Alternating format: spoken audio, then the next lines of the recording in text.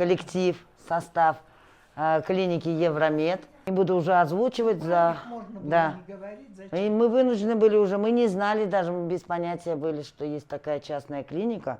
Понимаете, это все за 2 дня нам сделали.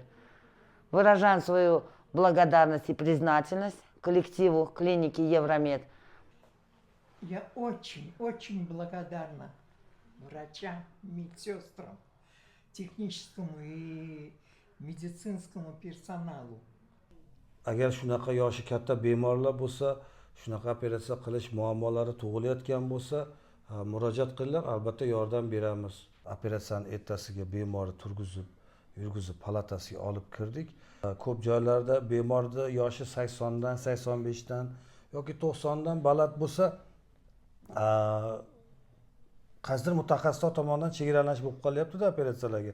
Misol uchun operatsiyada narkozni ko'tarolmaydi, operatsiyani ko'tarolmaydi. Yo'q, agar bemor yiqilishdan oldin yurgan bo'lsa, yiqilib sindirgan bo'lsa, uni tiklab yurgizish kerak bu narsani. Bitta joyga mixlatib qo'yishga haqqimiz yo'q.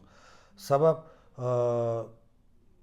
bunga qo'shimcha kasalliklar, qandli diabet yoki gipertoniya kasalliklari bular yoki yoshi bemorda invalid bo'lib bitta joyga yotib qolishiga sababchi bo'la olmaydi hozirgi meditsinada. Здравствуйте, хочу к вам обратиться, выразить благодарность. Конечно, я благодарна до самых своих последних дней, как они хорошо за мной ухаживали. Очень хороший персонал. Вот врачи, их коллектив, состав клиники Евромед во главе с Зиадуло, врачом. Мы вот 3 марта мама упала и сломала шейку головки бедра и левой ноги, правой ноги и левую руку сломала. Нас привезли на скорой в государственную клинику, но там почему-то тянулось, и не буду уже озвучивать. Можно было не говорить, зачем? И мы вынуждены были уже, мы не знали, даже мы без понятия были, что есть такая частная клиника, где довольно-таки по приемлемым ценам все это доступно. И вот самое главное, знаете, вот мама у меня думала, все, эта болезнь меня унесет. 90 лет она перенесла наркоз, сделали операцию, и она уже идет у нас. Понимаете, это все за 2 дня нам сделали. Выражаем свою благодарность и признательность коллективу клиники Евромед. Обращайтесь всегда, стоит этого. Так что низкий поклон и легкой руки врачам. Все, вот мы. Говори тоже что-нибудь, мам. Я очень благодарна врачам, медсестрам, техническому и медицинскому персоналу. И надеюсь встать на ноги и выйти отсюда на А ты уже на ногах? Обязательно. Все, вот сейчас покажет, скажете, результат, как она ходит. Bemorimiz 1937-yilda tug'ilgan. Hop, tashxislari kelganda son suyagi ko'zlararo yopiq sinib siljiganligi,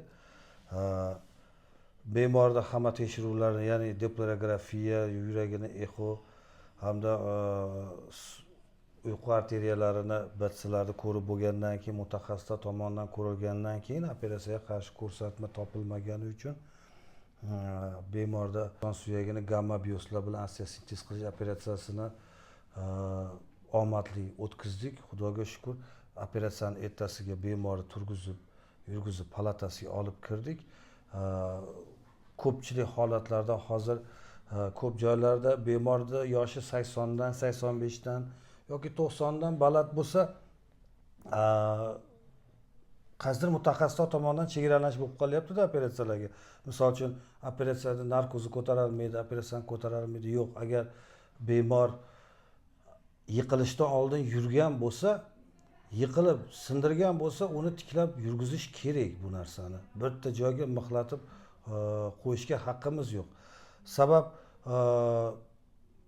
bunga qo'shimcha kasalliklar, qandli diabet yoki gipertoniya kasalliklari bular yoki yoshi bemorda invalid bo'lib bitta joyga yotib qolishiga sababchi bo'la olmaydi hozirgi meditsinada. Mana Xudoga shukur 89ga kirgan, 88-89ga kirganlar bular. Bularni shu yoshida operatsiya qildik, oyoqqa turgizdik. Endi hozir bular o'tirishlari, yonboshlashlari mumkin. Agar shunaqa yoshi katta bemorlar bo'lsa, shunaqa operatsiya qilish muammolari tug'ilayotgan bo'lsa, murojaat qilinglar, albatta yordam beramiz. Как вы? Хорошо, я операцию очень хорошо перенесла. Очень. Во время операции мне тоже было очень хорошо. Я ничего не слышала, не чувствовала, хорошо было. И после операции я себя хорошо чувствовала. Ой. Будьте здоровы, Вчера будем я ходить. уже вставала на ногу. Сегодня вставала. Окей. Сегодня тоже. Я уже Надо сажусь активироваться. и стараюсь уже немножко Все это. наши знакомые. Shunaqa bemorlardagi yotgan holda yotqizib qoldiradigan bo'lsak, nimada o'pkada zasloniy pnevmoniya bo'lishi, keyin bemorda orqasida yotoq yaralar paydo bo'lishi, ya'ni bemorni ko'zimizni oldida so'lib borishini kuzatishdan boshqa narsaga yaramay qolamiz. O'shaning uchun murojaat qilinglar mutaxassislarga.